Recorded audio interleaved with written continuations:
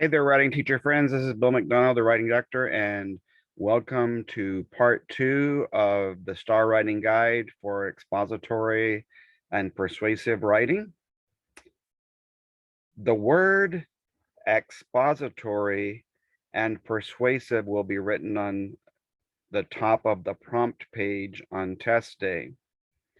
So I would suggest that as soon as you look over page 2 of the document that I show you today, for those of you who purchased it and those of you who are watching for free this first week, you make some sort of an anchor chart that reminds kids of what not to do, because there are 9 reasons that the Texas Education Agency released on 2015 about what can get you a 0 on an essay, a short answer response. And nowadays, as we transition to the short answer where you tell your reader what the answer is and where you can prove it, if you are doing the extended or essay responses that also have to have development and conventions, there are still going to be 9 reasons for getting 0. So what we want to do is try and make sure that you know, by using the word expository, how to make sure your students remember what not to do. And I've had some of my colleagues tell me in the past, I don't like showing kids like 0s, 1s, or 2s.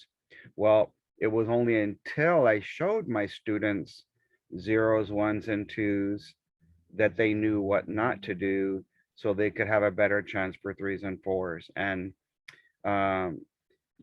as I mentioned in my last video, my last year of teaching in a 99% Hispanic and 95% economically disadvantaged population, we didn't make excuses, but we explored ways to help the kids, and we ended up getting more 4s at our campus than all of the other 28 or 29, 30 elementary campuses combined. So this process that I'm going to be teaching you, as we each week try to go from a 0 to a 1 to a 2, a 3, and a 4 from 2 different readers, will hopefully help you as well, because as I mentioned, that only anywhere between 20 to 30% of the students get a 3 or a 4 each year, and usually only 1 to 2 or 3% of the students are able to, sorry, yeah, or are able to get the actual 4, where they get 2 4s, which multiply, doubles to an 8. And when they double that final score, they get 16 points for the essay. So that's going to make or break most of your students. This is part 2. Part 1 was the page 1 kind of introduction using the little star on the cover page. So I would suggest, if you are watching this one and you haven't watched video 1, that you watch that one first, because it's like an overview of everything that's expected on the essay. So what I did to help make remembering how to get a 0 easier was I looked at the page that TEA released after about 4 or 5 years that we were into the STAR program and doing essays of expository, even personal narratives, and the persuasive and the short answer responses that 9th and 10th grade do. I will use the word expository to explain with acronyms exactly what your students would have to do to get 2 0s. And remember that If only one person says 0, unscorable, but the other person says any other number between 1, 2, 3, or 4, then they throw those 2 papers out.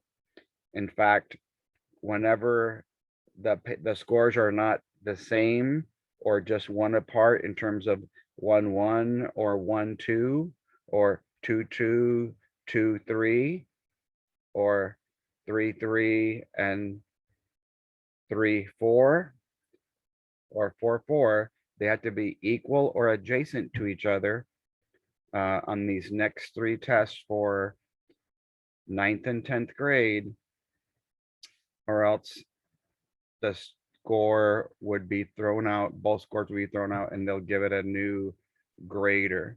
So let me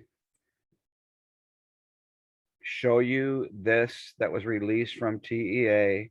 This is where I got all my information. It didn't come from my head. So if you don't already have a copy of that, be sure to email me and I will send you a copy of that as well. In fact, I probably will go ahead and include it when I send you this video for those of you who purchased the STAR Expository and Persuasive Writing Guide. But these are all the reasons for this year for 9th and 10th grade, and next year for any extended or short answer responses that could possibly get your students zeros. Whether you're explaining for expository or explaining your reasons for persuasive, I'm going to use that word. And so what I've done is I took that scoring guide for a 0 and then combined it with what the rubric, the 1-page rubric says for a 2, a 1, a 2, a 3, and a 4 to do what I call a quick check scoring guide. And you can write down the student's name or their number if you have them by a certain number in your grade book or in your roster. And then if you are only going to be grading the paper by yourself, then just put whatever number you give it, that number again, then add it up, and then because it's a secondary, you would double it. So the lowest level is all of these unscorable. So if you are knowing that it's a low paper, we're going to call those 1s and 2s. And so most of your check marks would be in that section. If the next category, the middle papers, the 2, 3 papers are the mid-level that they could go either way. Then there's one where there's not much voice, or the subjectiveness is different between 2 different readers. So one person might give it a 3 because of some of these check marks, and one person might give it a 4. So if it gets a 3 and a 4, that's a 7 times 2 would equal 14. And then there's only one category, those elite papers, that 1 to 2%, where the 2 readers are going to be putting nothing but check marks in there. If there's 2 readers, then you would see like 2 check marks in the area where they agree on, and only 1 check mark in areas where they disagree, because if they don't check mark here in the 4, they would put a check over here. And the cool thing, if you notice those dotted lines, you can flip it over and you can give comments in the areas of development, organization, or conventions if you're the first grader and the second grader. Another way you can do this when we start doing the extended essay responses, you can have the left side be for the organization and development, where the student can earn from 0 to 3 points from 2 different readers, and the conventions side, where the student can earn from 0 to 2 points, because each reader on the extended and essay portion can give up to 5 points. And then when you double it for both readers, that's 10. And as far as I know, it's only going to be worth 10. They're not going to double that response to a 20 like they double the 2 4s for this year in April, June, and December for expository and persuasive. So that's a quick check, and that's in the binder if you don't already have it. Email me at the email address writing_doctor@yahoo.com. I'll write that down right here for those of you that don't have it on record. If you have the binder, writing_doctor@yahoo.com, and then you can have this quick check because it's very cumbersome, very exhausting, tiring for you to have to grade 100 to 150 papers, and they give you a very short timeline to do so. So this, as you can see, because of the dotted lines, allows you to check 5 essays on 1 page. So the meat of our lesson today is going to be how you get 2 zeros on the essay. So I'll go through each letter, and all these colors mean something, because we're gonna go straight from how you get 2 zeros to what the rubric says can get you 2 4s. So number 1, is the paper empty? Now, it could be empty, meaning there's nothing written at all on the lines provided. Or let's look at this X. X means if I cross out something, anything that doesn't qualify for answering the question or responding to the prompt, and if there's nothing left in terms of the paper being empty, except for a bunch of X's everywhere, then your kids would get most likely 2 zeros. If the editing, the cups, capitalization, usage, punctuation, or spelling is so, what we call down here, indecipherable, or another word that you can write is illegible, or there's so little left that you understand, insufficient content, quantity, then the readers are going to give 2 zeros.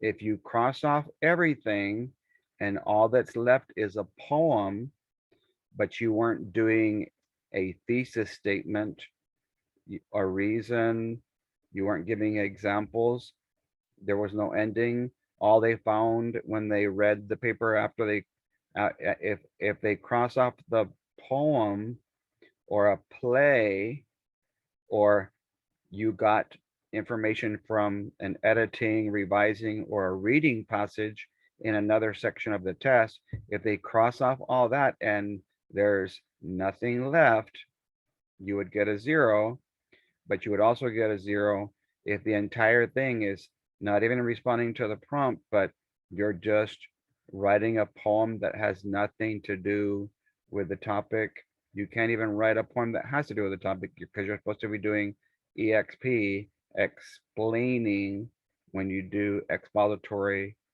persuasive, extended essay responses, with position statements for persuasive and thesis statements for expository. All right. If I cross off everything that's off topic and there's nothing left, then you would get a 0. And I've noticed that some teachers are giving zeros when the student goes off topic, but that is inaccurate in terms of scoring. What they want you to focus on is, if they spend half of their essay on topic, then that means they're responding to the specific demands of the prompt at least half of the time. So you could give them technically half of a 4, which could be a 2. If they are spending a fourth of the time, then you could give a fourth of a 4, which could be a 1. The only reason you can give a 0 if they briefly, there's very little or nothing about the topic whatsoever in terms of a thesis statement or a position statement, uh, reasons that align with the topic, etc. If the whole essay is a story, that's wrong purpose. But if I cross off everything that is a story, and then once again, there's nothing left, the paper's empty, then you have to give it a 0. But if they write a thesis statement, this is real important that you hear this part.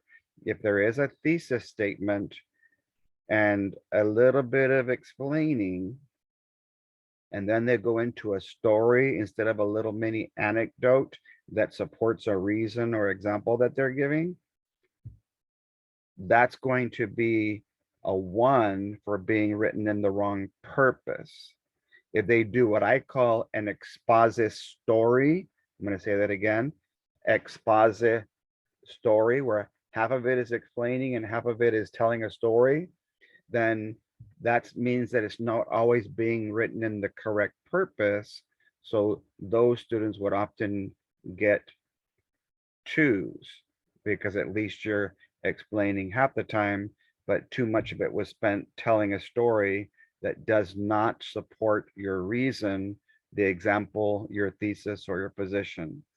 Because many of you are writing on computers, if there's no spacing whatsoever, there's no space bar between words or sentences, and it's all just kind of smashed together, it makes the paper indecipherable, and it's going to be up to the reader. Do I understand enough of this paper to give it a 1, or is it an insufficient response that I understand because of the lack of spacing when they're inputting, when they're typing into the computer, which is also mentioned down here. When they look at the essay and you write half in English and half in Spanish, you're taking a compositional risk because all secondary essays are supposed to be written in English. So if the essay is primarily written in a language other than the language of the prompt, the English language, then your students would get a 0 for not writing in the correct language. You can have some phrases, some words here and there where you're trying to explain maybe some culture, some of the Hispanic culture or the traditions, a word that maybe they use, and it might be safer just to tell the reader what the word means in English, so that you're doing it for flavor, for style and spice intentionally, not just throwing in a bunch of Spanish words because you don't know the English word for something. So I would just encourage you, tell your kids who don't know a certain word in English to use a synonym that's simpler. That way they can keep as much of the story in English as possible. Once again, 2 readers, 2 eyes. And there's technically 3 that I said. If I cross off everything, that's what we talked about so far and what's to come, and there's insufficient, there's too little left to test your students' ability to write, then they can give it a 0. If the grammar or the penmanship is so bad that it's indecipherable or illegible, then they would give 2 zeros. Once again, the typing, if the typing is so backwards where B's are replaced with D's and P's and Q's are confused, and there's no rhyme or reason between capitals and lowercase, if the typing that the student inputs makes it so hard to understand, that's going to qualify for indecipherable or illegible and would get yourself 2 zeros.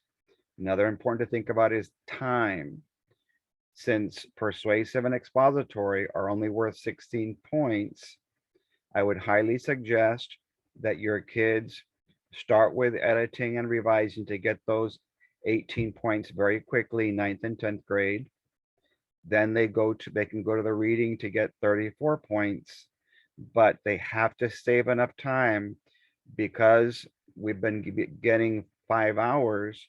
Make sure they save at least an hour to an hour and a half in their brain. They need to write a certain time where they need to start working on the essay, because if they can't even get to the final copy because they were writing a rough draft, or they were working on the other portions of the test, and the time runs out and they don't have the accommodation of extra time, then they would get 2 zeros on the essay. If they only write things from the think section, T, or the read section, R, then they would get 2 zeros, because you could have a thesis if the thesis is nothing but the topic and there's not even a thesis statement. That didn't come from their head. That means that there's zero original, O as in zero original writing. So if there's nothing but the read section, the think section, the prompt words, but nothing else, then your kids would get 2 zeros. Another important reason that kids get zeros, especially in secondary, is a refusal to write, either a verbal or written refusal to write. If they write bad words, or if they are verbally abusive to the teacher, the test administrator on test day, we can't make them write. So what happens is you would have to just turn in a blank sheet of paper, or you would have nothing submitted on the computer copy because of the refusal to write, and it would be unscorable because there's nothing there to score. Okay, keep in mind, I'm going to draw 2 little people's heads here. If both readers determine that these things, some, most, or all of these things are true, why are you getting 2 zeros? Because 2 people agreed. If one person said 0 and one person said 1, remember that one of them is wrong, because 0 means unscorable. And unfortunately, one S that comes to my mind on that is subjective. The essay is very subjective when it comes to scoring. It's just 1 or 2 people's opinions on whether or not your students did any of these things to deserve 1 or 2 zeros. So I would suggest that you make an anchor chart with these things. If you're watching this and you're not going to purchase the reading and writing 30% gains and growth in 30 days for $30 per month, or if you're just teaching expository or persuasive, you don't want to buy the writing guide for $10, you have just this week to get as many ideas as you possibly can. But for those of you who are testing and writing on these 2 purposes, I'll be sharing ideas with you every day except Sunday, all the way up until the test, which is that first Tuesday and Thursday in April. So there you have it, everyone. How to get 2 zeros. And for those of you who teach from 3rd through 8th grade reading, one of the questions next year is going to be that 10-point question when it comes to 2 different graders giving up to 5 points. And a couple of questions are going to be the 2-point questions where they have to tell the answer, hopefully in a complete sentence, and then give the textual evidence of where the answer is. Now, there's some discrepancy, some misunderstanding of answering the question. When you are answering the question, it does not mean that you have to restate the question. TEA has never wanted students to be repetitious. They already know what the question is, just like for expository and persuasive. They already know what the prompt, the topic is. They don't need you to restate the topic or the prompt or the question, especially multiple times, because that's a formulaic approach and repetition is not development. So just make sure that if a question is asked, that you answer it. So some of you have noticed are buying my how to ace the test or eight or ape. Ace is in answer the question. Sorry, have an attention getter for expository. Do your central or controlling idea and then explain. For eight, for ninth grade, it's the attention getter, the thesis, and then the examples that you explain and have an ending, take time to edit. And the ape is the attention getter, the position statement, the explanation of the reasons why, the examples you're going to use that you explain, explode, have an ending, and take time to edit and revise. So in the binder, you can find that. If you are watching this and you purchase the